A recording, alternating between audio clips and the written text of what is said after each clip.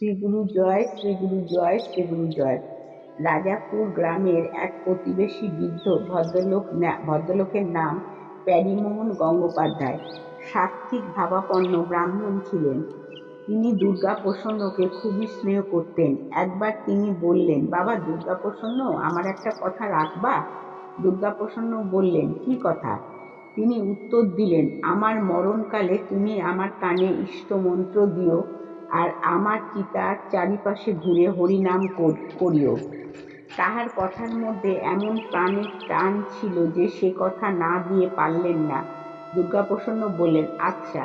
কোনো একদিন কোকিলামুখ থেকে বাড়ি ফেরার সময় পথে খালি ওই গাঙ্গুলি জেঠির নাম তার মনে আসতে লাগলো। তাকে জেঠু বলেই ডাকতেন। দুর্গাপ্রসন্নর বাড়ি ফিরতে অনেক রাত হয়ে গেল। আসার সময় পথের মধ্যে শুনলেন গাঙ্গুলি জেঠুর প্রায় শেষ যাত্রার পথই।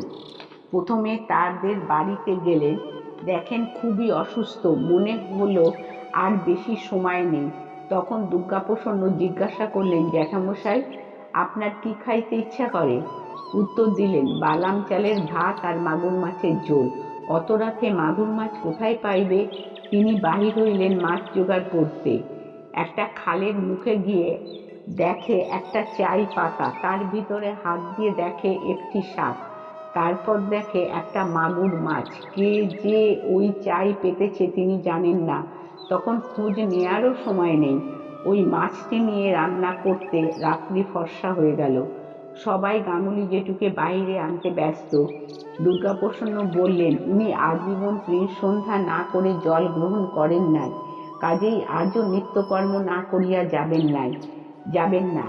ভোরে গাঙ্গুলি জেঠু সন্ধ্যাহ্নিক করে খুব তৃপ্তির সহিত মাগুর মাছের ঝোল ভাত খেয়ে যাত্রা করলেন। সৎকার করতে সন্ধ্যা হয়ে গেল।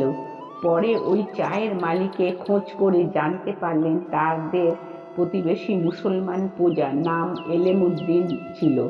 তার সঙ্গে দেখা করে দুর্গাপ্রসন্ন বললেন, তোমার মাছ আমি চুরি করেছি। সে তো বিশ্বাস করতেই চায় না। শুনে বললেন, আহা, ইয়া কন কি মেয়া কর্তা? গ্রামের মুসলমানেরা তাকে মেজপুত্র হিসাবে মেয়া কর্তা বলে ডাকতেন। আপনি এনেছেন, এ তো আমার সৌভাগ্য।